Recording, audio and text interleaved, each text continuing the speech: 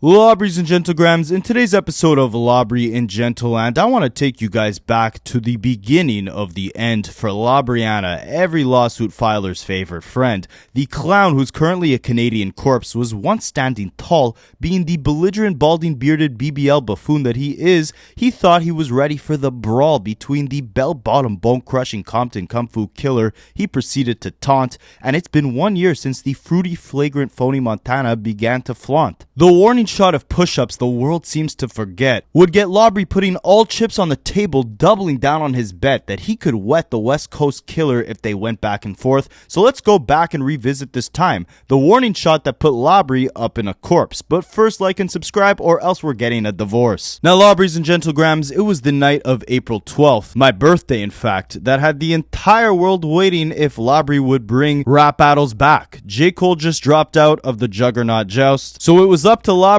to make Kendrick look tiny like a mouse. Now I bring up April 12th because that was the night that Future and Metro Boomin were set to release their second album, We Still Don't Trust You. If you guys don't remember, on the first one is where we got the behemoth of a warning shot with Like That, where we saw a surprise feature from Kendrick Lamar where he taunted both Drake and J. Cole, saying F the big three, it's just big me, putting their backs against the wall, either forced to respond or forced to admit that the big three no longer existed. But on that album, we got a couple other Easter eggs that let the world know it wasn't just Kendrick that Labrie was faced with a challenge against, right? Rick Ross was a feature on that album, on the song Everyday Hustle, great song. The Weeknd was on 2 songs off that project, one of them doing the background vocals while Future sneak diss Drake, talking about you were my #1 fan, sneak diss and acting like a fed, pillow talking, I don't understand. And this was, if you guys don't remember, a very confusing time for what the next moves of every rapper, every major rapper would be, right? Would the entire rap game now go against Drake, the very same guy who gave Future all these hits, Rick Ross all these hits? He brought Kendrick on that Club Paradise tour early on in his career. You know, he put The Weeknd on Take Care before The Weeknd was The Weeknd. He was just a weekday. But now all these guys are on this album where, of course, Kendrick put Labrie's head in a scope, right? He gave him 2 choices. You either engage in this rap battle, you tap dance with me, or you admit to the world that you're flinging from the challenge like a frisbee. J. Cole bit the bait before Drake could even respond. I mean, Drake was still on tour, right? That's why this was such a strategic move, because Drake not only had his back against the wall, but he was also extremely busy putting on a show every night. So he had to make sure that the fans didn't think this warning shot on Like That had him distraught, that he wasn't worried about all these different rappers and his former collaborators going up against him. He was on tour giving these motivational speeches. A lot of people ask me how I'm feeling. I'm gonna let you know how I'm feeling. And listen, the way I'm feeling is the same way I want you to walk out of here feeling tonight about your self. Cause you know how I'm feeling? I got my head up high, my back straight, I'm 10 toes down in Florida or anywhere else I go. And I know that no matter what, it's not a nigga on this earth that can ever f*** me in my life. And that's how I want you to walk out of here tonight.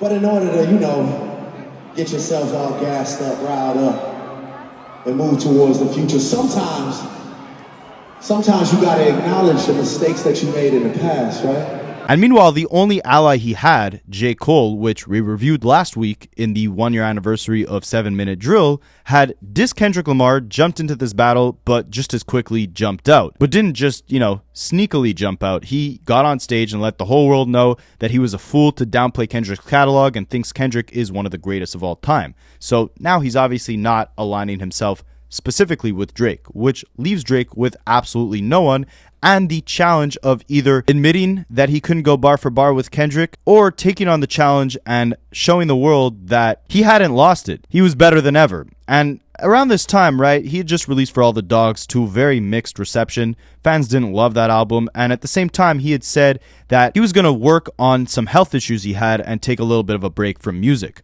But of course, Labrie's ego is too big to not constantly be in the best of graces from the public. So when that For All the Dogs album was faced with tons of criticism, he actually doubled down about a week later and put out a deluxe edition, Scary Hours 3, which was filled with straight bar-focused tracks. Because one of the biggest criticisms of For All the Dogs was that there wasn't enough hip hop on it. He was slacking with the bars, and obviously that criticism got to him deeply, right? That's a criticism he's faced since his beef with Meek Mill. A huge section of hip hop never looked at Drake the same ever since all those ghostwriter allegations, or I shouldn't say allegations, those ghostwriter reference tracks came out. And then he lost another massive chunk of hip hop heads when he engaged in that rap battle with Pusha T, called out Pusha T's wife by name, and then played victim when Pusha T destroyed him with the story of Adin and basically backed out of that battle. So at this point in his career where, he's in a more relaxed position, he's collaborating with the youth like Sexy Red and Yeet, he's not really focusing on the bars.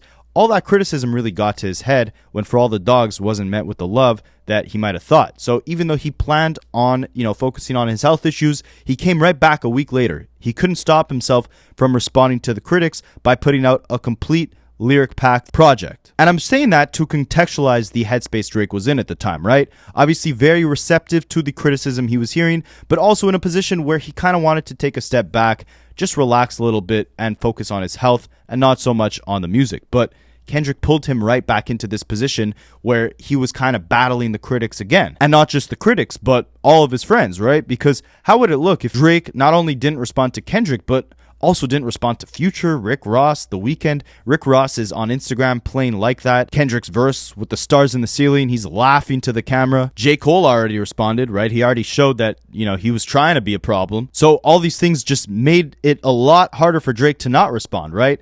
What was he going to do after J. Cole just apologized like that? He had already been in, several rap beefs with hip-hop heavyweights. Meek Mill, Common, Pusha T. What was he now not going to respond to Kendrick after his ally J. Cole just, backed out as dramatically as he did? Was he not going to respond to all these people knocking on his door? Future, Metro Boomin, all these guys? Well, the world was waiting and time was ticking, right? A lot of people forget that as much flack as DJ Akademiks and all these clowns gave Kendrick for, taking his time with Euphoria and his, what we would then find out to be a grand master plan of a whole EP's worth of disses, before those 17 days between TaylorMade and Euphoria, we had now gotten about 22 days of absolute silence from Drake, except for a bunch of petty Instagram captions, sneak disses online, and a couple motivational speeches on his tour. So the clock was ticking, and no better time than to stomp on the release of his new ops, Metro Boomin and Future's new project that was about to come out. We Still Don't Trust You. Now, we would later find out that this project would mainly just be, a bunch of really well-produced melodic R&B cuts. I keep saying that album was highly underrated for 2024, but before it came out, right, the first album featured a bunch of Drake's ops, featured that Like That warning shot. The night of April 12th, before this thing came out, people thought that Future and Metro Boomin were about to double down, right? And if you look at the track list, you had people like A$AP Rocky, J. Cole, who had just apologized, The Weeknd was on there again, or scratch that, before the album came out, I believe the features were hidden, so we didn't even know who was going to be on that album, right? And I did a video way back on April 7th, 2024, over a year ago, where I spoke on what I thought Drake's approach would be, and I think I actually kind of foreshadowed a lot of what we would see very shortly after. Now, Drake is kind of backed into a corner here, and it's not looking too good for him. It's looking like he's going to lose either way, right? Because if he does respond to Kendrick, rumors are that Kendrick has another diss track already written up, ready to go. So if Drake does respond, Kendrick will just unleash on him and probably destroy him lyrically, right? But if Drake doesn't respond and doesn't say anything to Kendrick at all, every hip-hop fan will remember that Kendrick dissed Drake on the #1 song in the country, and Drake just let him do it. He didn't say a word back, right? So either way, it's a terrible look for Drake. Now, what I think Drake is going to do, which I really hope he doesn't, is I think he's going to shift the focus of this beef to mainly be about Future, Metro Boomin, Rick Ross, and anyone who he thinks he can compete with lyrically. So yeah, Drake responding and Kendrick having a whole other diss track already in the cut, ready to set it off. Drake redirecting the beef, not just being about Kendrick, but also being about the 20 other rappers that were trying to go up against him. I say all that to say, right before Future and Metro Boomin released that second project, that's exactly what we thought would happen, right? We thought that whole track list would be riddled with way more sneak disses, way more new ops that would get exposed against Drake, way more former ops that would come back and spin the block. So Drake, as a chess player, would be smart to wait for that album to release and then completely stomp on it and crush the hype by releasing his own diss track, responding to anybody and any shot that has already been taken against him. And he kind of did that, but it definitely didn't work out the way he thought it would. And not just because, Kendrick obviously came back around to destroy him lyrically, but the whole response that he had to Like That was a disaster in and of itself. from the release to the execution. We're going to break it all down. But what was also crazy at this point in time, right, is that before we got Not Like Us, Like That was a massive hit. Like That had spent multiple weeks at number 1. By the time that Future and Metro Boomin were rolling around to release their second album, Like That was still the number 1 song on the Billboard charts. So not only was Drake, ignoring this shot from Kendrick, he was ignoring the number 1 song in the country at this point in time. He couldn't keep ignoring it. Not for currently where he was at in hip-hop, not for his ego. The first video I ever did on Rapaholics that ever got a decent amount of viewership was me telling you guys that I don't think Drake should respond. I don't think he has enough ammo on Kendrick. I think he has everything to lose by engaging in this beef and nothing to gain because Kendrick obviously would lyrically destroy him. But I think as we got to this date, April 12th, 2024, when Future and Metro were about to release the second album, all these people went up against Drake. J. Cole had just jumped in the beef and then apologized, and Like That was now the number 1 song in the country. There was too much anticipation built up, and Drake had no choice but to say something. And so he did. But first, Lobbies and Gentlegrams, unlike Drake, a bunch of you guys have been telling me you've been Anita Max winning some free cash from playing mobile games. So I want to put all you guys on to something that almost seems too good to be true. All right, let me give you a little glimpse into my life. When I'm not making this content for you guys, I have a disgusting addiction to my phone. My daily screen time is higher than Drake on that album cover, higher than Snoop off the edibles. So if you guys suffer that same addiction as me, I want to put you onto something that's going to change your life. FreeCash.com is a program that partners with mobile games that are looking for more users to play their games, and they will literally pay you to play their games for free. All you got to do is sign up using the QR code you see on the screen or using the link in the description of this video. You make an account super easy. All you got to do is put in your email, create a password, verify your email, and then you're good to go. And they got a bunch of games. My favorite is the Monopoly Go because we're always on the go trying to make some money. Once you make an account, you just click the game you want to play, follow the directions that they give you. The directions are super easy. Usually you just got to download the game and start playing. So it's about time you put that phone addiction to good use. Again, use the QR code you see on the screen or the link in my description. Create an account and you could start making more than $150 just to play a game on your phone. So the night of April 12th, my birthday, we get absolutely nothing. No word from Drake, no word from Kendrick, and no word from J. Cole, but that's not a surprise. Well, actually we did get a verse from J. Cole on that Future and Metro Boomin album, but that had nothing to do with this beef. That was recorded beforehand. It was a weird look for Cole to, jump in this beef, seemingly an ally of Drake, apologize, call Kendrick one of the greatest rappers, and then jump on an album with Future and Metro Boomin, who kind of gave the platform that started this entire battle to begin with. But yeah, I think the reason why people don't go back to that second album is because they were expecting a second part of the first album, right? That's definitely not what we got. Again, we got more calmer, melodic R&B cuts. There were more sneak disses, 100%. You had The Weeknd taking shots on the song All To Myself, talking about Drake shooters doing TikToks, referring to Baka Not Nice dancing on TikTok, foreshadowing a lot of events from the beef, talking about, OVOs got leaks in their operations, saying they can never diss my brother's baby when they got leaks in their operations. I thank God I never signed my life away, because obviously The Weeknd was about to sign to Drake's OVO label very early on and never did. Now he's thanking God he didn't. And A$AP Rocky, at the tail end of the album, gave out the most direct shot at Drake, saying, called up Future and Metro, told them they should have got me on the first one, like the first album. I should have been on here dissing just like Kendrick did on that first album. I'm too late right now. Also rapping that, you're bragging about hitting my baby mama Rihanna. Well, just to let the world know, I was smashing your baby mama while you might have been smashing mine. And I'll give Drake this. I think the best comeback he had in this entire battle was actually at A$AP Rocky, but we'll get to that once we get to the Family Matters 1 year anniversary. That's going to be a busy day with Meet the Grams and all that. I might have to drop those videos 30 minutes in between each other. But yeah, April 12th rolls around. That Future and Metro Boomin second project rolls around. Aside from some quality music, there wasn't much to talk about there from a beef perspective. But now we're on April 13th. And this is where things get interesting. Because again, people were expecting Drake to drop a diss track on the same day as that second Future and Metro Boomin album. But he didn't. He stayed silent. And that album, from a diss perspective, was underwhelming as it is. So maybe this kind of gave Drake, indirectly, an exit route, right? Like, maybe the Like That song would die down a little bit. Some songs would pick up steam from this second album that Future put out. And the world would just kind of forget that this whole thing took place. to begin with, right? J. Cole had already called it quits. A$AP Rocky was throwing out a couple shots, but nothing worth really responding to. Same with The Weeknd. This is where Drake really could have stopped himself from entering a hole that he could not escape. This was really where he could have pulled the plug on all of it. And when you look back on this, that really might have been what he planned on doing. Or maybe it wasn't, because April 13th, we get a leak. Drop and Give Me 50 featuring Who Kid. Aside from Family Matters and Meet the Grams, there was so many of these like mysterious and intriguing subplots to this beef. And this was definitely one of them, because this was a leak that came out, right? This was the original version of Push Ups. And no one knew if this was leaked by Drake's team to kind of stomp on the momentum of future Metro Boomin's new project, or if it just somehow got leaked and The Weeknd was a prophet by rapping, they can never diss my brothers, baby, because they got leaks in their operation. A day after he raps that, we get a leaked Drake diss track where he's not only dissing Kendrick, not only dissing Future, Rick Ross, The Weeknd, also dissing Metro Boomin, and the whole world can't tell if Drake intentionally leaked this, if this was even Drake rapping, if it was AI, if it was real, if it was fake. Everyone was confused, but what we all knew was that the battle was back on. We're going to break down the bars of push-ups very shortly in this video, and I'll also show you guys the differences in the lyrics of the original leaked version of push-ups and the final version, because there was a whole different outro. There were a bunch of different bars. It was kind of interesting how he finished that record and released it officially,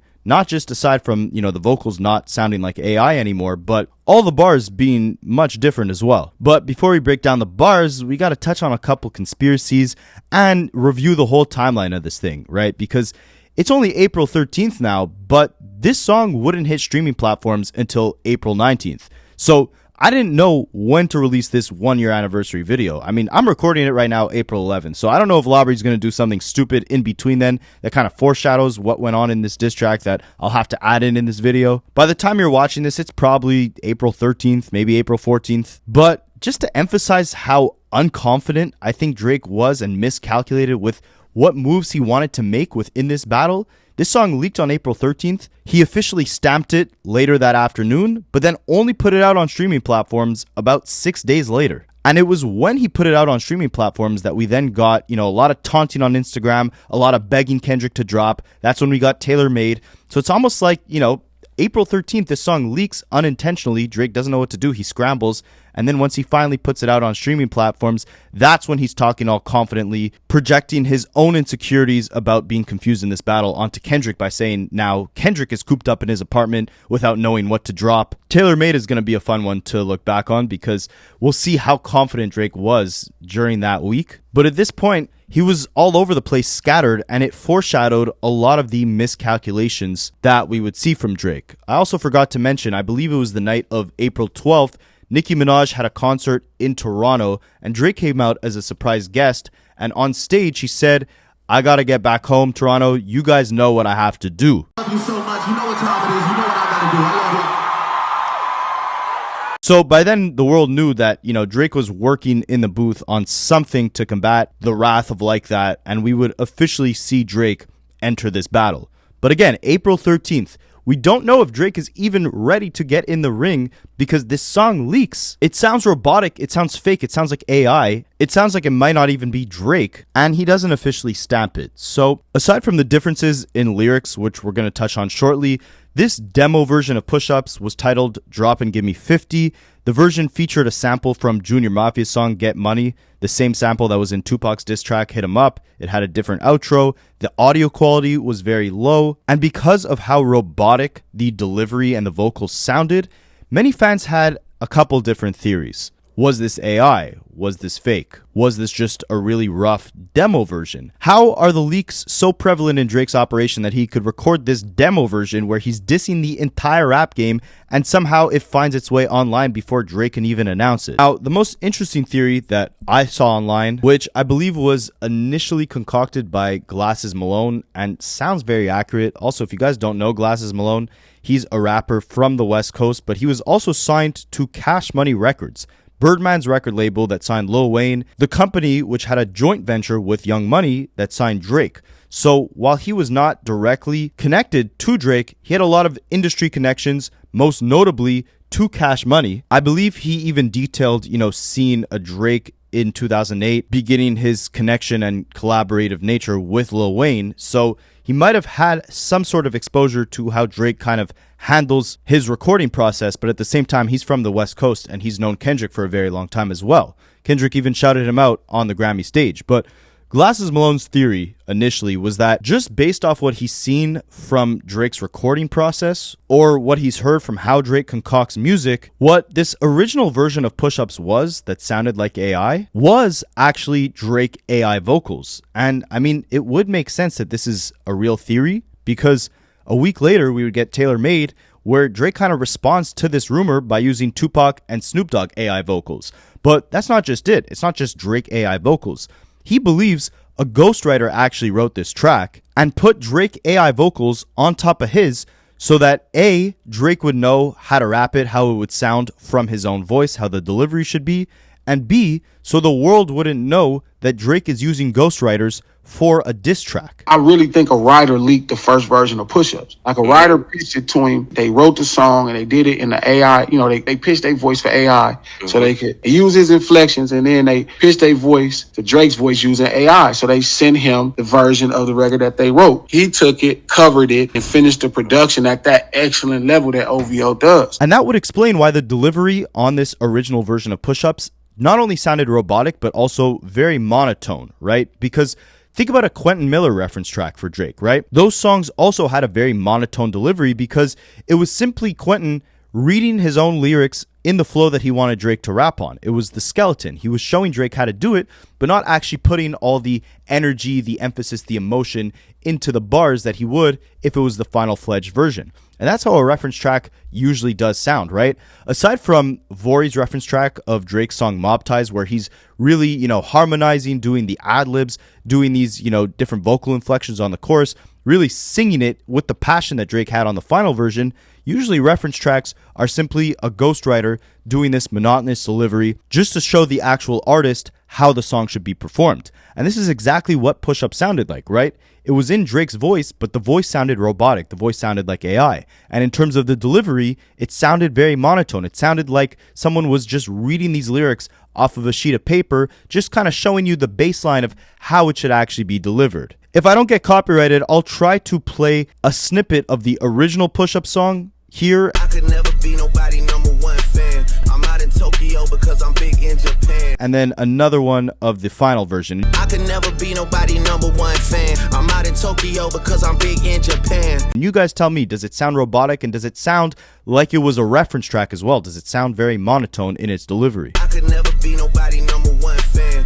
I could never be nobody number one fan. And that would change everything, right? If this was a ghostwriter that wrote this song for Drake as a reference track and then just slapped Drake's AI vocals onto it, that would make a lot more sense how the song got leaked, right? It would have to go back and forth between emails from camp to camp. If it was a different artist that wrote and created this song and recorded it, it would have to get sent back and forth a lot more than if it was just simply Drake and 40 in the studio, Drake recording the song by himself. So already the release of this song is very strange. Leaked online, robotic, monotone delivery. Could be an AI, could be a ghostwriter, could be a reference track. Who the hell knows? But meanwhile, that afternoon, you had Big Mac of Akademiks on his live stream reacting to this leaked version of the song. On a side note, there was another AI Drake diss track that leaked around this time that, again, no one knows if it's actually Drake, if this is someone else who just created this diss track with Drake's AI vocals. This was a very strange time. That's why Kendrick rapped, am I battling ghosts or AI? Is this your ghostwriter? Is this AI vocals? What's going on here? But yeah, that other leaked diss track was called Hi Whitney. And I actually like the overall sound of that a lot better than Push-Ups. It was a lot more menacing. The hook was better, catchier at least. I'll try to play it somewhere around here if I don't get copyrighted. Hi Whitney. Hi Whitney. Won't you come over, girl, get high with me. But yeah, that's a couple days later. There was even a Kendrick AI diss track that came out that wasn't obviously Kendrick. I reacted to that on my channel way back last year. Maybe I'll throw a clip of that in right here. No one knows if they're real or if they're AI. So if you haven't been keeping up, this weekend, a Drake song mysteriously just leaked online where he was dissing Kendrick, Future, Metro Boomin, Rick Ross, and The Weeknd. And at first, everyone was confused whether or not it was AI because the sound quality was very low. Then it was confirmed to be a real song, and Rick Ross even came back with his own diss track where he claims that Drake had a nose job. He claims that Drake sent a cease and desist to French Montana. Now, since then, we haven't heard a thing from Kendrick until earlier today when a new diss track dropped where Kendrick is seemingly responding to Drake and J. Cole. Now AI is so strong that you don't even know if it's your favorite rapper rapping or if it's just some random guy in his basement who put Drake vocals on top of his raps. What I will tell you guys is that Akademiks was reacting to this leaked push-ups record on April 13th. And as he does, he gets a text from Drake saying, "Stop reacting to that. This is the final version." Yo, here's a real version. Stop playing that reference track. Let's get the real popping. Let's go.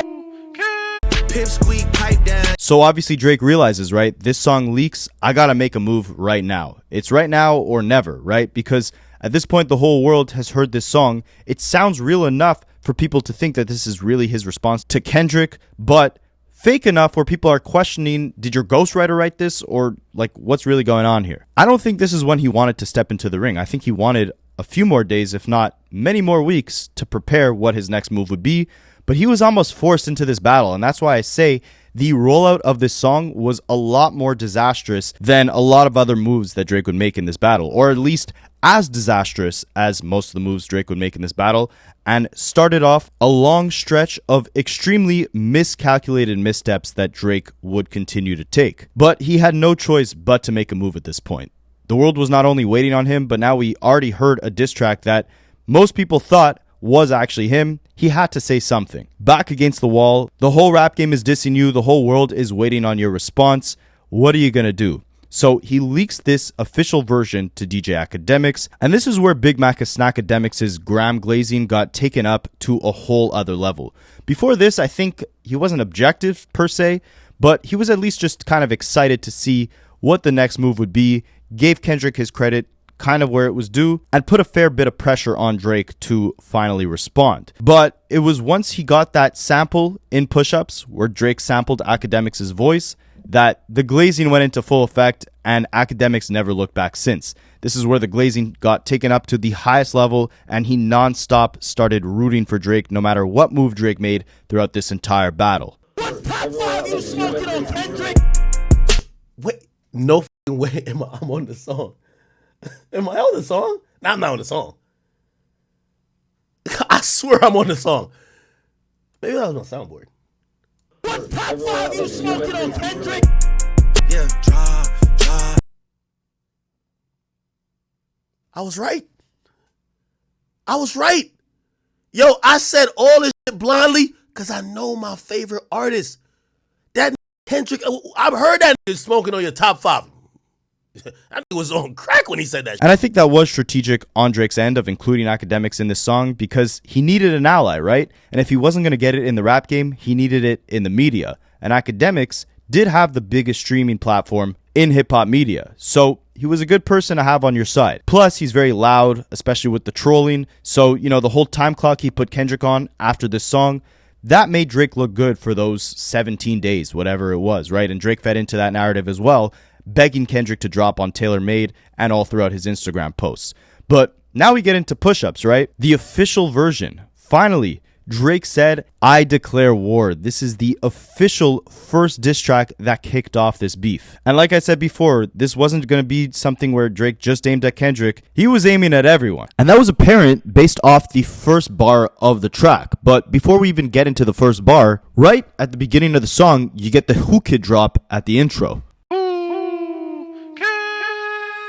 If you guys didn't know, Who Kid is a DJ and producer who's best known for working with 50 Cent and G-Unit. He's famous for hosting mixtapes and collaborations with a lot of major artists. Aside from 50 Cent, he's also done collabs with Eminem and Snoop Dogg, but I believe Drake put him at the beginning of this song to represent a couple things or send a couple different messages. Firstly, DJ Who Kid was notorious for hosting the G-Unit mixtapes, which always featured tons of different diss tracks, right? 50 Cent was going up against the entire industry. You had songs like How to Rob, where he was literally dissing everyone in the game, but then you also had individual diss tracks where he's going at specific rappers, anyone from Jadakiss to The Game. Fat Joe, Ja Rule, and more. With both Push-Ups and Family Matters, Drake tried to channel 50 Cent's energy, or at least paint himself as this behemoth underdog who was fighting 100 different rappers at once, right? He'll make a callback to 50 Cent later in this song, and in the Family Matters music video, he's even spinning a G-Unit chain. And many people don't really understand what side of this 50 Cent is on, right? Because he obviously came up in the Aftermath camp,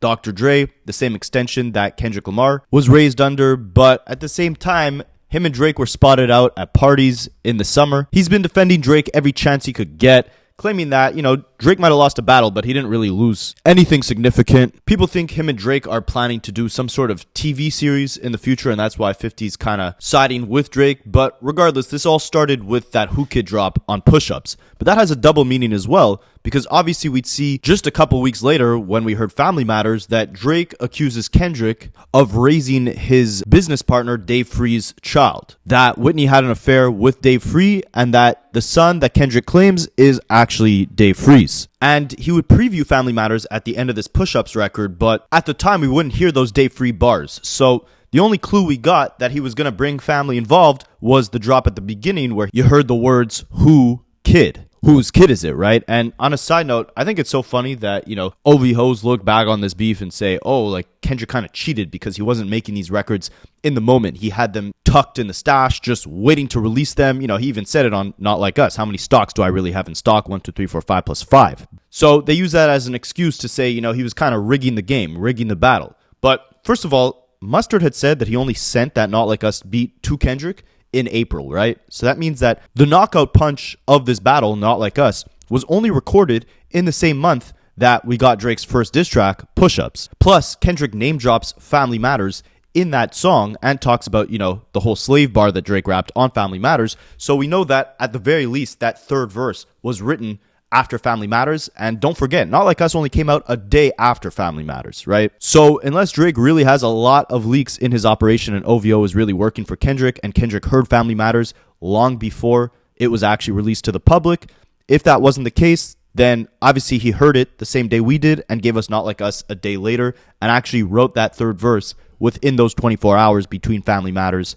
and Not Like Us being released. Meanwhile, Drake was out here almost 3 weeks before Family Matters being released, previewing the song on Push-Ups, meaning he had the thing already concocted weeks in advance. But anyways, let's start off with the first verse, because again, on that first bar, he's swinging at everybody. And I'll point out the differences between the leaked version and the official version, but we'll officially be breaking down the official version. So it starts off, I could never be nobody #1 fan. Your first #1, I had to put it in your hand. This is a callback to the bar that Future rapped on the intro of his album We Don't Trust You, where he said, you're my #1 fan, dog. Sneak dissing, I don't understand, dog. Pillow talking, acting like a fed dog. I don't need another fake friend, dog. People thought, obviously, this was in reference to Drake, right? Because Drake has expressed multiple times how big of a fan he is of Future's recording process, how quickly he could pump out such innovative music. He's a big fan of the music. And of course, I don't need another fake friend. Drake is always talking about, no friends in the industry or no new friends or all these fake friends. Plus, this was on the intro to the album that featured Like That. Future wants to pretend like this wasn't a diss at Drake. At the very least, it was definitely a solid sneak diss. But Drake flips it to say, I could never be nobody's #1 fan. Your first #1, I had to put it in your hand.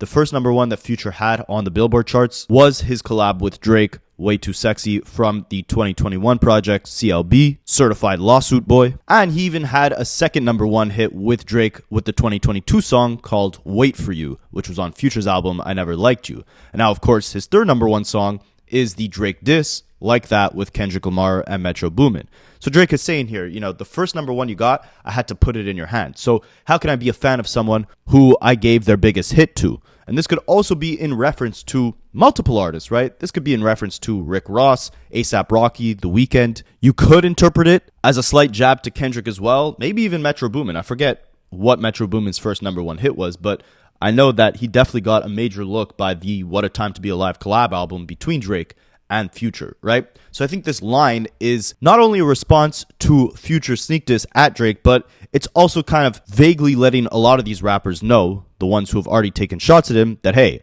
a lot of you guys, your first major hit was a collaboration with me, right? A$AP Rocky with Effin' Problems, The Weeknd with Crew Love. Rick Ross had hits, long before Drake came in the game, but his biggest hit, or at least his highest charting hit, by the time Drake came in the game was I'm On One in 2011, which obviously featured a Drake verse and hook. Then obviously they had tons of other massive collabs together: Stay Schemin', Dice Pineapples, Gold Roses, Money in the Grave. If there were two artists that I was the most sad that Drake was beefing with, it would definitely have to be Future and Rick Ross, because they've given us some amazing collaborations in the past. This is actually an interesting stat. So this line could have been aimed at 33 different artists, because Drake has helped elevate 33 artists to their highest charting position in the 2010s and given 6 artists their first song to chart at number 1. So there were 33 artists throughout the 2010s that got their highest charting song in their career from a feature with Drake. You gotta give him credit where it's due. He's definitely good at putting out hits. Then he continues, "You P-words can't get booked outside America for nothing. I'm out in Tokyo because I'm big in Japan." Now, people thought originally that this may have been a callback to, again, it could have really been a callback to anyone, right? Rick Ross, Future, A$AP Rocky, not really The Weeknd or Kendrick, because they could definitely get booked globally, but we haven't really seen, Rick Ross or Future or A$AP Rocky do these massive global tours, especially all the way out in Japan, still selling out arenas there, right? So Drake is saying, not only did I give you guys your biggest hits, not only did I give you that stimulus package, I'm out in Tokyo. You guys can't even get booked outside of America. But this line stretches deeper because there was allegedly a woman by the name of Tokyo, or who at least goes by Tokyo, that was rumored to be romantically involved with both Future and with Drake. So when he says, "I'm out in Tokyo," it could be a double entendre referencing this woman, but also referencing how much bigger of a global artist he is than all the people he's taking shots at on this song. We never got confirmation on this, and Future, again, has denied there being any beef with Drake. He even said, if anyone should get mad at Kendrick's bar about, F the big three, it's just big me, it should be me, right? Because I should be part of that big three, and he said this on my song. And on Family Matters, Drake did say, the Future stuff made me sick to my stomach. We ain't never really been through it. Metro Boomin's an effing lame, so I know he had to be an influence. So Drake kind of chalked up his issues to Future as just being influenced by Metro Boomin, because they had a very real issue, which we'll touch on later as we break down this song. So the woman's full name, or full moniker, was actually just Tokyo. And in September of 2023, she was spotted at Drake's It's All a Blur tour in Miami. And then she was spotted backstage months later in March of 2024 at Future set at Rolling Loud. And that's where he actually premiered the song Like That for the first time. And the timeline's kind of interesting because, so she spotted with Drake in September 2023, or at least at his show. And then by October of 2023, we get For All the Dogs, we get a song called What Would Pluto Do, where Drake talks about this girl who had last been with one of Drake's friends, but now she's not. So he's thinking, what would Pluto do? Would he sleep with this girl or not? And he said, what would Pluto do? He effed that hoe. So I did it. And people thought this was him paying homage to Future at first, but now, with all this context, with this girl kind of going back and forth with Drake and Future, it could obviously be seen as more of a diss track, like, oh, you took my girl from me. Thank you, Pluto. And, here, obviously, he's also saying, I'm out in Tokyo because I'm big in Japan. I'm out in this girl and I'm out in Japan. I'm doing these massive shows globally. You can't be doing that. And I gave you your first #1 hit. Then he continues, I'm the hit maker you depend on. Backstage in my city, it was friend zone. Now, on the original version of this song, there's a slight change in the lines. He raps, I'm the hit maker y'all depend on. Tough on record, in my city, it was friend zone. But I think, the message is kind of the same, right? Tough on record, in my city, it was friend zone is in reference to Drake popping out at Kendrick's Toronto Mr. Morale and the Big Steppers show. There's footage of Drake at that show.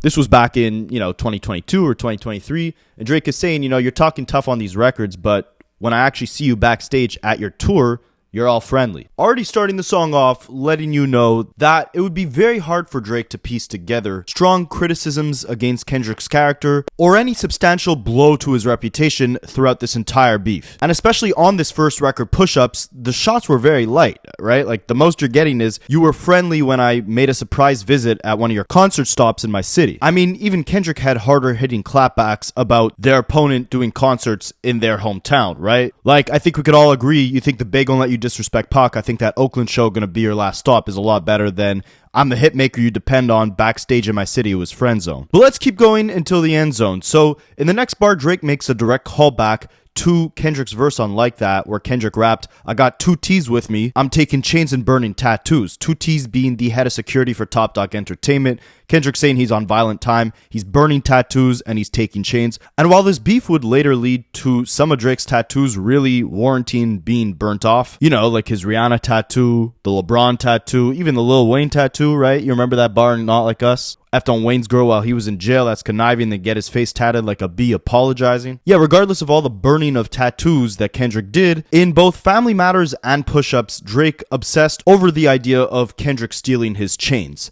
And again, this is one of the many reasons why I think Drake had no real dog in this fight to begin with. I mean, look at the type of insults he was throwing out and the things he was obsessing over. Like, he had more bars defending the fact that he wouldn't get his chain stolen or that, you know, he wasn't a PDF, rather than trying to disprove all the claims Kendrick made about him colonizing the culture, concocting a crew of S-offenders, being more fixated on partying and gambling and alcohol than on raising his own kid. But anyways, let's keep going. So Drake rapped, "You won't ever take no chain off of us. How the F you big steppin' with a size 7 men's on?" And it's like, I understand this is a warning shot, but think about how many more moments or content there was in that one Like That verse alone than there was in this entire Push-Ups record. Or even J. Cole's 7-minute drill, right? Like, on Like That, Kendrick was talking about there being no big three. F the big three, it's just Big Me. You got quotables on that song. You got insane plays on words with the whole K with all these 9 bars. And you had subject matter that actually created a discussion, right? Like, your best work is a light pack, Prince outlived Mike Jack, telling both Drake and Cole, you know, they have no classics, Cole coming back on 7-minute drill,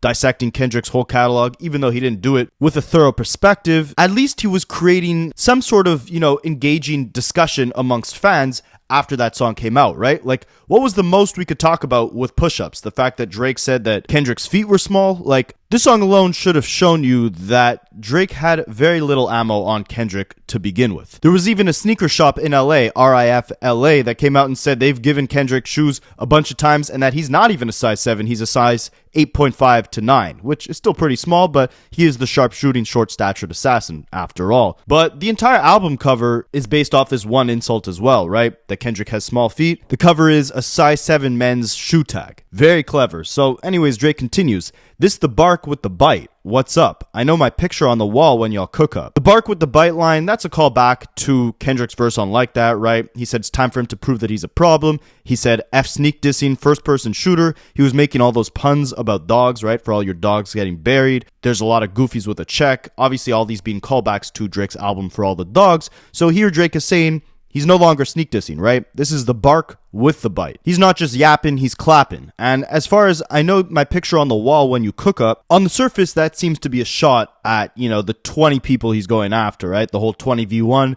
This could be in reference to Future and Metro Boomin cooking up 2 collab albums full of sneak disses aimed at Drake. His pictures on the wall when they're cooking up that album, they're thinking about him, deliberately featuring artists on the project to come and diss Drake. It could also be in reference to all the rappers he spoke on at the beginning of the song, saying the first #1, I had to put it in your hand. You know, his picture's always on that wall. Whenever they're trying to think of how to concoct a hit, they go and they call him. But a rumor that would circulate after the beef is that early on in Kendrick's career, when he was recording with, you know, the whole TDE camp, they allegedly had pictures of Drake on the wall while recording to remind Kendrick that this is who you gotta beat. His legacy, his accolades, his hits, his influence. Keep it in mind that you gotta one-up him while you're cooking up. I believe that, you know, Punch from TDE came out to deny this, but if it is true, which I don't really believe it is, but it would make this bar sting a bit more and, you know, add more depth to it. But anyways, Drake continues, "Extortion, baby, whole career you've been shook up because Top told you drop and give me 50 like some push-ups."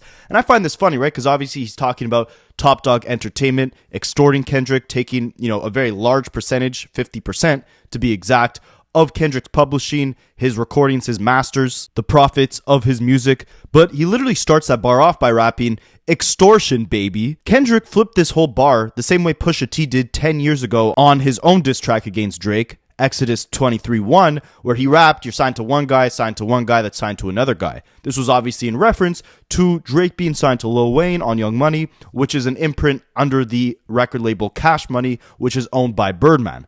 Birdman's nickname is Baby. Drake starts this line off where he's talking about Kendrick getting ripped off by saying, "Extortion, baby," literally making a callback to the one record executive in hip-hop who is notorious for not paying people what he owes them for profits of their music, and the guy who, ironically, Drake was signed to for the majority of his career, where he put out his biggest hits. So he's talking about Kendrick getting ripped off from his record label, but he starts the song off subconsciously talking about extortion baby, referring to Birdman's nickname. And of course, Kendrick makes a callback to this later on in the beef, saying, you're talking about my profits, let's see yours. You signed to one guy who signed to another guy who signed to another guy. Your contracts are just as messy as mine. Now, on the next bar, we get Drake taking the most blatant shot of criticism over Kendrick's catalog or his music that we'd see really throughout the entire beef, where he says, your last one bricked, you're really not on nothing. They make excuses for you because they hate to see me lit. Very surface level bars, basically saying Mr. Morale and the Big Steppers flopped. You're not really on nothing right now. I think J. Cole even did a better job when he criticized Mr. Morale, saying, your last one was tragic, your first one was classic. I mean, Mr. Morale, if we're being objective here, was a tragic album. It dealt with tragic subject matter. But to say it bricked, I don't think is necessarily fair, considering it outsold Drake's solo album from that year. Honestly, never mind. Anyways, Drake continues, pull your contracts, because we got to see the split. The way you're doing splits, your pants might rip. I mean, reading these bars back, it's painful to go watch Akademiks react to this song when it first dropped, as if this was like the nail in the coffin for Kendrick Lamar. I mean, look at how surface level some of these bars were, right? Your last one bricked. They make excuses for you. They hate to see me lit. We got to see the splits of your contract. The way you're doing splits, your pants might rip. Like, oh, wow. It is a little bit of a layered bar, that last one, because, he would later go on to talk about how Kendrick and his fiance aren't truly together. They've been split up for a while now. So he's not just talking about or referring to these splits in Kendrick's contracts. He's talking about there being a lot of splits within Kendrick's life in general, right? Him splitting from TDE to start his own record label, PG Lang, the splits of his contract being, absurdly disadvantageous for Kendrick's financial well-being, and of course the splits in his life between him and his fiance. So when he says, pull your contracts because we got to see the splits, he's not just talking about the contracts between Kendrick and TDE, he's also talking about the contracts between Kendrick and his fiance, the marital contracts. He goes on to emphasize that Kendrick didn't have much creative or financial freedom within the confines of TDE rapping. You better do that mother effing show inside the biddy. Maroon 5 need a verse, you better make it witty. Then we need a verse for the Swifties. Top say drop, you better drop and give them 50. He's referencing the fact that, in the past, Kendrick did a lot of features for a lot of white commercial pop acts, which, although Kendrick never really compromised his sound, his subject matter, or, the intricacy of his lyricism, let's say, on these features, I do understand where Drake is coming from with these bars. I do think this might be the most hard-hitting criticism Drake did have towards Kendrick's catalog or his artistic output in general, right? It's not to say that Drake doesn't have his own fair share of very shameless features, very shameless attempts at pop radio hits. I mean, just after this beef alone, we'd get features like Wagwan Delilah or BBL Drizzy with Sexy Red. Like, come on. Kendrick's features were nowhere near that vile. But I do remember being, younger and after Good Kid, Mad City, after all these exciting projects, hearing Kendrick do these features that did sound like very forced, label contrived link-ups or collaborations. I mean, me personally, I never really cared for Maroon 5 or Imagine Dragons, let alone hearing Kendrick, cook up with them, right? Like, I'd much rather hear Kendrick focus his efforts on his collaborations with the Black Hippie movement. Give us more features on, Schoolboy's projects or J-Rock's projects. I don't need you on Taylor Swift's album. And again, Drake did the same thing, right? Drake has done the same thing that he's criticizing Kendrick for, but I do think because Drake, especially throughout his earlier career, took the Lil Wayne approach where he would hop on, random artist songs, or he would hop on a lot of features when he wasn't cooking up an album. I will give it to Drake. Maybe he did do a better job earlier in his career at choosing collaborators better, not on his own solo projects. I'm talking like the people he did features with, right? Like I do remember 2012 being a very entertaining year for Drake features. You had him doing tracks with everyone from A$AP Rocky to Kendrick himself, Rick Ross, Meek Mill, 2 Chainz, Lil Wayne, etc. Like Drake was very active, right? And because a Kendrick feature was maybe a little more rare than a Drake feature, to see those rare moments occur on an Imagine Dragons record or a Taylor Swift record, it kind of felt a bit forced. But at the end of the day, right, Drake could do all those features with all those amazing rappers, and none of them would compare to the 2 features that Kendrick Lamar had that both created canon effects within hip-hop, right? The Control verse and the Like That verse. So say what you will about his collabs with, these pop stars, but at the end of the day, when he gets on a hip-hop record, he's creating a moment that, in the end, destroyed your career. So let's keep it going. Top say drop, you better drop and give him 50. Pipsqueak piped down. You ain't in no big three. SZA got you wiped down. Travis got you wiped down. Savage got you wiped down. This is another big misstep that Drake took. Obviously not as bad as bars like you're rapping like you're trying to get the slaves freed, but a pretty out of touch bar regardless. I mean, we saw Kendrick and SZA become like a dynamic duo after this bar released, right? SZA even replied to this being like, why am I involved in this whole thing? She said that on Instagram right after the song was released. And of course, now we're seeing Kendrick and her go on tour. We're seeing their collaboration, Luther, block Drake's song Nokia from hitting #1 on the Billboard charts. It's been there for like 9 weeks straight, right? They performed at the Super Bowl together. They've had multiple collaborations over the last few months. So even if SZA was a bigger artist than Kendrick, it'd be like telling Drake that Nicki Minaj has him wiped down, right? What good is that going to do? They're both on the same label, or they were on the same label. Yeah, they're competing, but they're part of the same collective. But regardless, I mean, Kendrick is the bigger artist than SZA, right? We saw this after this beef. I mean, they're going on tour together. It's called the GNX Tour, right? SZA is not necessarily an opener for Kendrick, but I believe she's like the co-headliner. Like, when you think of this tour, you think of Kendrick first, not necessarily SZA. And then Savage and Travis Scott. I mean, I said this when this song came out, right? Like, you cannot compare from a commercial perspective, cultural perspective, influence, legacy, hits, whatever metric you want to use. Kendrick is a bigger artist than both these guys, right? Travis, you can make more of an argument than 21 Savage, but even him, Kendrick is going on bigger tours. He's had bigger hits than Travis over the last few years. Travis sells a lot of t-shirts, which count as album sales, so it makes his album look like it's sold a lot more than it actually has. But if you look from a streaming perspective, Kendrick Lamar is outstreaming Travis Scott with basically every album each of them have released. So this was, again, just a very out-of-touch bar and a poor flip on the whole Big Three thing. But as you could see here, right, like Drake has divested his attention away from the Futures, the Rockies, the Rick Rosses, and for this part of the song, he is strictly focusing on Kendrick, which I think is the right move. He shouldn't have made this a 20v1, but we'll keep going. Like your label boy, you're in a scope right now. That's obviously a play on words on Kendrick's record label, Interscope. That play on words has been done many times before, but Drake continues it saying, you're going to feel the aftermath of what I write down. Aftermath being Dr. Dre's record label. Drake then going back to talk about Kendrick's height, saying, I'm at the top of the mountain, so you tight now. Just to have this talk with your bud, I had to hike down. Pretty obvious, right? Drake is saying he's bigger than Kendrick in actual physical stature and in terms of, success within the rap game. And he continues saying, there's a big difference between Mike then and Mike now. Michael Jackson back then was all about peace, right? And obviously, Kendrick was comparing Drake to Michael Jackson and himself to Prince in the Like That verse, which was obviously a callback to First Person Shooter, where Drake said, I'm one away from Michael. I'm one hit away from beating Michael Jackson's record, essentially, for the most #1 hits on the Billboard chart. Kendrick flipped that to, Prince outlived Michael Jackson. The art is going to outlive the numbers, essentially. And you'll see later in this beef, as we do the 1-year anniversaries of every diss track, that they do make a lot of callbacks to Prince and Michael Jackson, each of them having their own kind of flip on a Michael Jackson bar or a Prince bar. Drake here is saying, Michael Jackson back then was a peaceful guy. I'm different. I'm Michael Jackson now, and I'm choosing violence. Also, a difference between Mike then and Mike now is, again, emphasizing that Drake took that title from Michael Jackson of having the most #1 hits, right? So you got a new Michael Jackson in town right now. The defamation drizzler is him. Then he goes on to start talking about, everyone else in this 20v1 by emphasizing, what the F is this, a 20v1? What's a prince to a king? He's a son. So another callback to the whole Prince and Michael Jackson thing, right? Kendrick saying Prince outlived Michael Jackson, therefore, making himself the equivalent to Prince. Drake here is saying, what's a prince to a king? He's a son. Michael Jackson actually had a son named Prince. And of course, when a king has a son, that son becomes a prince, right? So this was a pretty clever play on words, right? He's saying that if Kendrick is Prince and he's Michael Jackson, he's the king. Kendrick is Prince, he is Drake's son, right? Same thing by saying, the first #1, I had to put it in your hand.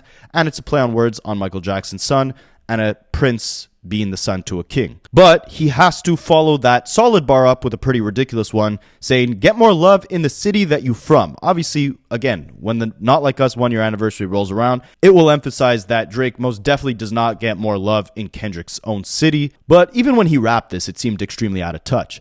But then we get probably the biggest quotable of the entire song when he says, Metro, shut your HOASS up and make some drums. This is funny for a bunch of reasons, right? And Drake would go in and dig on Metro Boomin even further on Family Matters, but I think because Metro Boomin doesn't actually rap, like if he just kept it this concise, this quotable, this simple, just with this one line, that would have been more than enough to, get Metro Boomin out of the picture, right? Because again, Metro doesn't rap, right? How much smoke do you want to have for a producer, right? Like, stop distracting yourself from the main opponent here. One bar is more than enough for Metro and for Future and for Rick Ross, for all of them. But of course, it's an easier tactic to go at all of them, knowing that, the Weeknd can't respond with a diss track. Future most likely won't. Rick Ross might, but, he's already 20 years into the game, right? At this point, Kendrick is a much more serious opponent, and people would much rather see Kendrick versus Drake.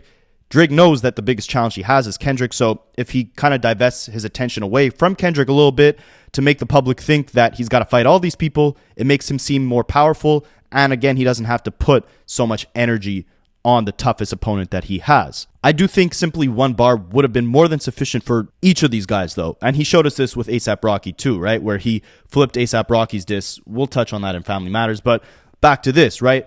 Shut your butt up and make some drums.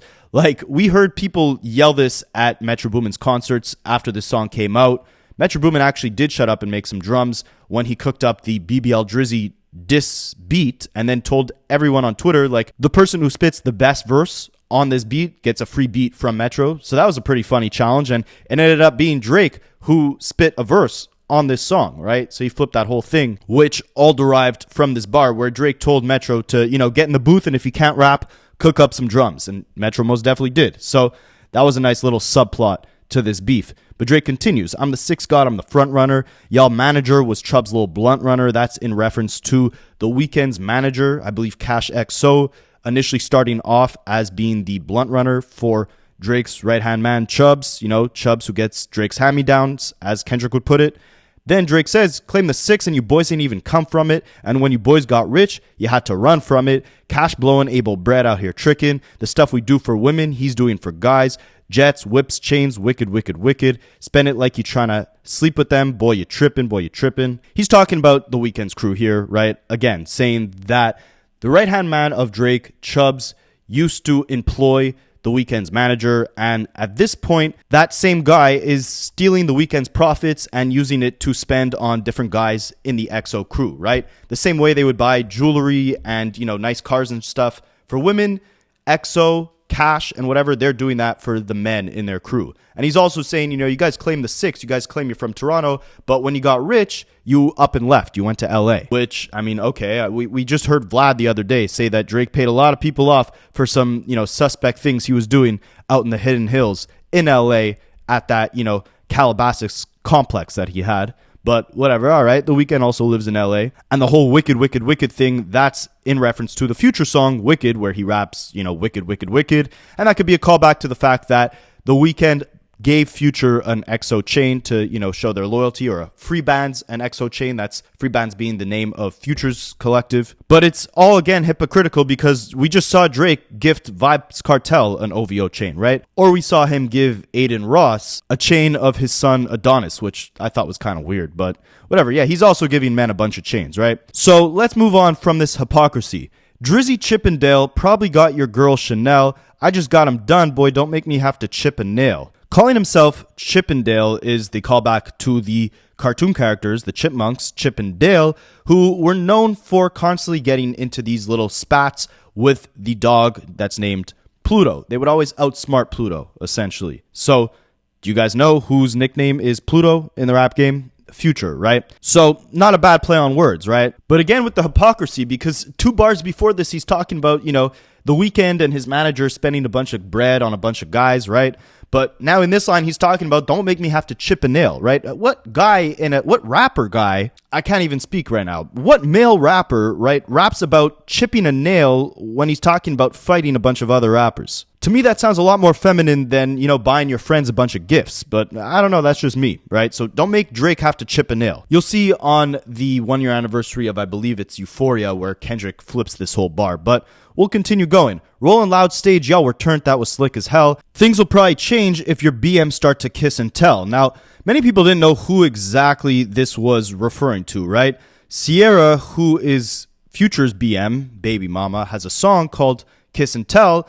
And he's obviously referencing Future and Metro Boomin's Rolling Loud performance, right? Because that performance happened 2 days before they released We Don't Trust You, which featured the song Like That. That's where they previewed the song Like That, but it was actually Travis Scott who requested that they did preview that song. He said, play that, da-na-na-na-na-na-na-na. He was referring to the instrumental of Like That, right? But it was weird because obviously they played a version that didn't feature Kendrick Lamar. It actually featured a second verse from Future. So did Travis know that he was requesting a song that, was taking a bunch of shots at Drake when he said that? Is Drake referring to Travis with this line, Rolling Loud stage, y'all were turned, that was slick? Is the BM he's referring to Kylie Jenner, right? Is he saying like, if Kylie Jenner starts kissing and telling, things might look a little bad for you? I mean, we know that Kylie Jenner was making out with PARTYNEXTDOOR, Drake's artist, on the Come and See Me music video way back before Travis started dating her. We know that there's been rumors Drake was potentially romantically involved with her. Who knows who he's talking about here, right? And does it really matter? You guys care about who Drake is kissing and telling on? Hugs and kisses, man, don't tell me about no switches. This is obviously in reference to Kendrick saying, first person shooter, I hope they came with 3 switches. I hope they came with an extremely loaded weapon if they think they're going to fire at me. And 3 switches obviously also being in reference to 3 beat switches, which we'll get on Euphoria, and we'll review that on the 1-year anniversary. Drake here is saying, don't tell me about no switches. I'll be rocking every single chain I own next visit. Next time I pull up to LA, I'll be wearing every single chain. And that's what I'm saying. Like, he's so obsessed with this, one bar that Kendrick said about stealing chains, right? Like, that was just some, visual wordplay, right? Like, to make the listener visualize the scene of Kendrick being, all aggressive, snatching these chains, burning these tattoos. It was kind of metaphorical. Drake took it literally to be like, how dare you say I can't wear my chains the next time I come to LA, right? And that, again, just shows how unprepared Drake was to actually combat Kendrick's challenge with some viable criticism, right? He had to resort to, talking about all these hypotheticals about like, what if Drake comes to LA with his chains? Will Kendrick really steal them?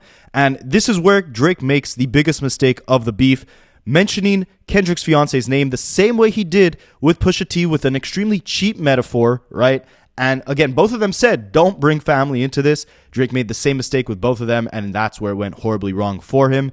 He said, I be with some bodyguards like Whitney. Top say drop, your little midget butt better drop and give me 50. Play on words because Whitney Houston was in the movie The Bodyguard. Obviously, Kendrick was talking about being with his bodyguard, 2 T's, when he's stealing chains.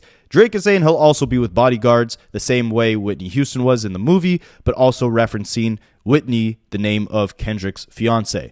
And Kendrick would then warn him a few weeks later on Euphoria saying, don't speak on the family, Crody. It could get deep in the family, Crody. And he would do it again on Family Matters. And that's when we would get Meet the Grams. But again, we'll touch on those on the 1-year anniversary. So we get to the hook of this song, which follows a similar structure to Kendrick's Not Like Us, just repeating, the line over and over again. Drop and give me 50, drop and give me 50. It's in reference to a video of Kendrick doing push-ups in a park. That's where the whole, theme of this song kind of comes from, but then also tying that as a metaphor to Top Dogg taking 50% of the profits of Kendrick's music. So drop and give me 50, not only being a command, for someone to drop down and give you push-ups, but also like drop your music and give me 50. Give me 50% of the publishing. So drop and give me 50, drop and give me 50.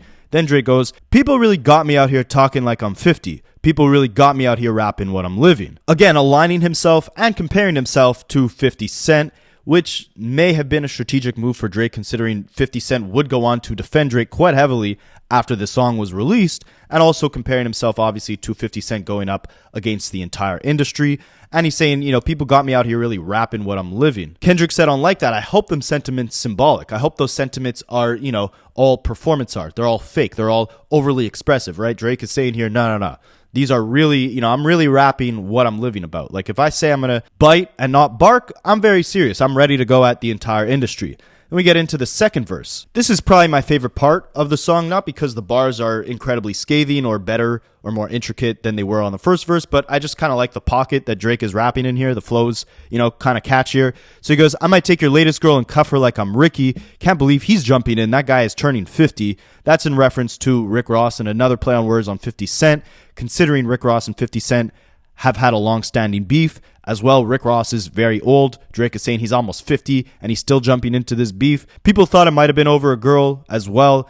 And after this happened, or maybe a couple days before it happened, Drake actually flew out one of Rick Ross's ex-girlfriends to one of his shows and gave her backstage passes. So he's saying, I might take your latest girl and cuff her. I might steal her from you. But the cuff is also a play on words on the fact that Rick Ross used to be a correctional officer, right? Handcuffs. He goes on to continue rapping about Rick Ross, but this really could apply to also, Future, A$AP Rocky to an extent, whatever the case is.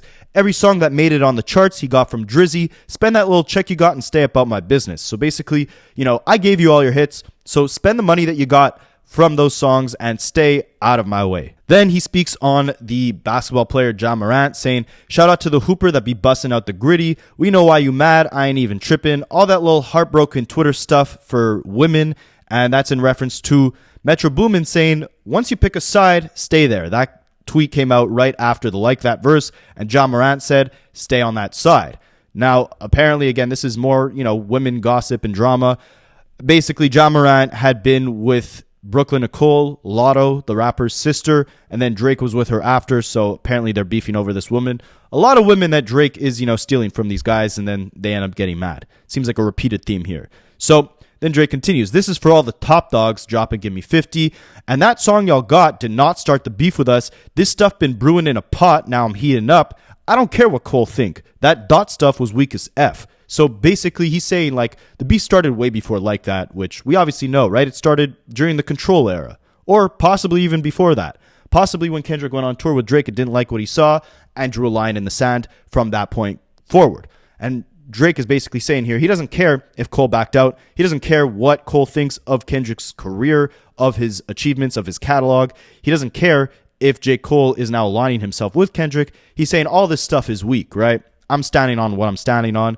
That song was weak. It didn't start this beef. It's been brewing for a while. It's time to actually make it happen, right? This is Drake really pulling the trigger here and saying, let's kick this thing off. Before this, it was all subliminals and warning shots. I forgot to mention as well, on the original version of this song, when he rapped, I might take your latest girl, cuff her like I'm Ricky. Can't believe he jumping in that guy turning 50. Every song that made it on the chart he got from Drizzy. Spend that little check you got and stay about my business.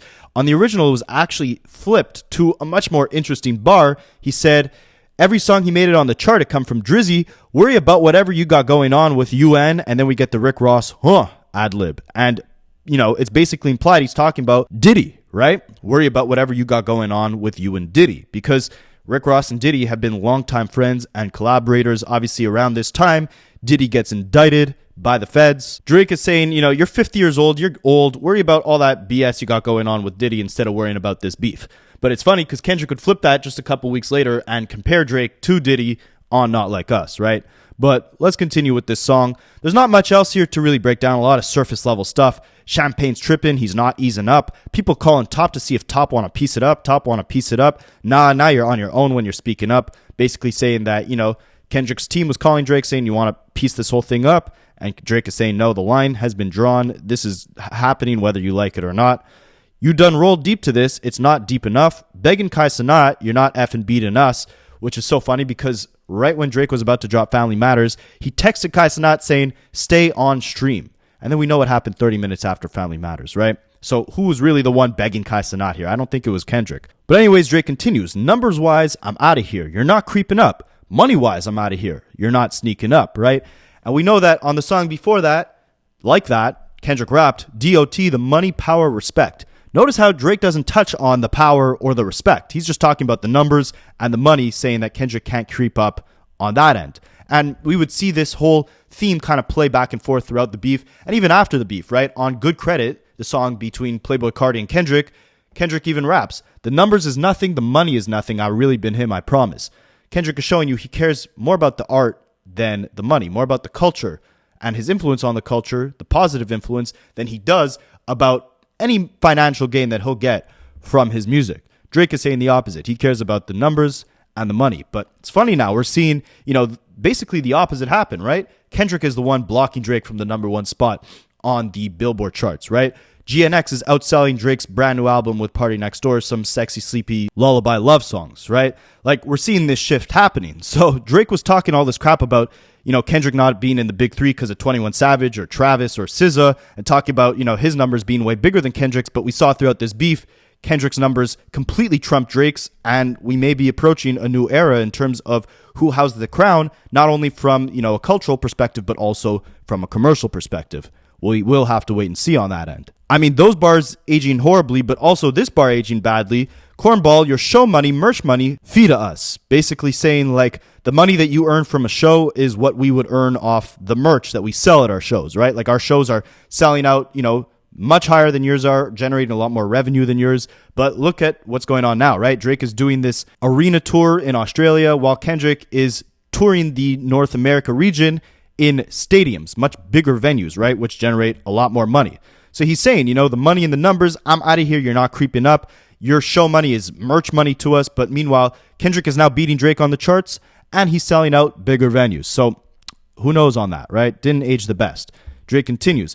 I'm going to let you guys work it out because I've seen enough. This ain't even everything I know. Don't wake the demon up. Drop and give me 50. All you guys teaming up. Then we would get the Akademiks little drop where he says, what top 5 you smoking on, Kendrick? And then we get the switch up of the beat to the Family Matters beat, right? Or what we now know is the Family Matters beat. At the time, he was just previewing a second diss song. But in the leaked version, there was actually a third verse or a small little, I guess you could call it a bridge after the second verse. So when he raps, drop and give me 50, all you F guys teaming up, there goes into a third verse saying, what? Teaming up, but all y'all falling like dominoes. Bros turn to HOES's, dog, like I ain't got enough of those. I can't wait to see how far you guys get to reaching now. This is the closest thing you guys are getting to a feature now. Backpedal gang, because a few of y'all been reaching out. Y'all drew the line. What the F we got to speak about? Get your head tapped. You guys get to peeking out. You had a song for 4 years. Drop it and shut your mouth. Shut your mouth. It's me twice in my big 3. I had to leave you out. So that leaked version is interesting, right? Because obviously he's implying that J. Cole is still in his big 3 along with Drake 2 times. And he's saying that Kendrick had a diss song already concocted for the last 4 years. I don't necessarily believe that, right? Because a lot of the songs we heard sounded very current. The only one I could have seen being concocted years in advance was possibly the Euphoria beat or like a skeleton of that song, right? Actually, there's 3 beats on it, but it's produced by Carti, who I believe also produced Family Ties. And if he didn't, I mean, the beats sound quite similar, and that was obviously released back in 2021, the collaboration with Baby Keem. So maybe it's possible that Euphoria, at least the beat, or at least the concept of the song was contrived back then. Maybe that's really when Kendrick was laying the groundwork for a lot of these jabs that he would throw at Drake in this beef. Maybe this plan has been calculated for years. Who knows? All we know is that Drake definitely pulled the trigger to make this a very real thing 1 year ago today with the unintentional release of Push-Ups. Again, right? The song got leaked. We don't even know to this day if Drake wanted this song to be heard by the world. He was kind of forced into it. Along with this entire beef, he was really forced into, right? Because if we never got that warning shot on Like That, Drake probably would have never taken a shot at Kendrick. He was too comfortable in his spot to really go for a challenge like that, really try to embrace that type of competitive spirit. But I am happy that he did, right? I think if we gotta thank Drake for one thing throughout this entire battle, it's that he was actually eager enough to compete. Did he go on and, pull the lamest move in a rap battle in history by filing a lawsuit over the diss song at the end of it all? Absolutely, yes. But hey, at least he gave us something entertaining with this whole battle, right? And Push-Ups being the, messy release that it was, proved that Drake throughout this entire thing was extremely miscalculated. And this song alone marked the beginning of the end. So stay tuned for the 1 year anniversary of every single diss song from this battle. We will break them all down. Until then, let me know what you guys think about this song. Was this the beginning of the Canadian courthouse Karen carving out his casket? Or was this a solid effort? I mean, in my opinion, this song was way too dark in its sound, in its aesthetic, in its tone to be, the Kickstarter of this beef, right? And I think that's where Drake went wrong the most, right? I think the best thing Kendrick did in this beef is make a diss song that was also a hit song with Not Like Us. It was catchy, it was vibrant, it was the perfect summer hit. Drake did not have that throughout this entire beef, right? And the energy was much darker than a back-to-back, which with his, simplistic rhyme schemes and bars would have done him a lot better than trying to go for this, lyric-heavy, deeper, darker, long-winded song. He made the same mistake on Family Matters, I think. Just way too dark in energy, right? He didn't have any sort of bright moment throughout this entire beef. The Hard Part 6 as well. But I do think Push-Ups was the first of many mistakes that Drake would take throughout this battle. Let me know what you guys think, and I will catch you in the next one.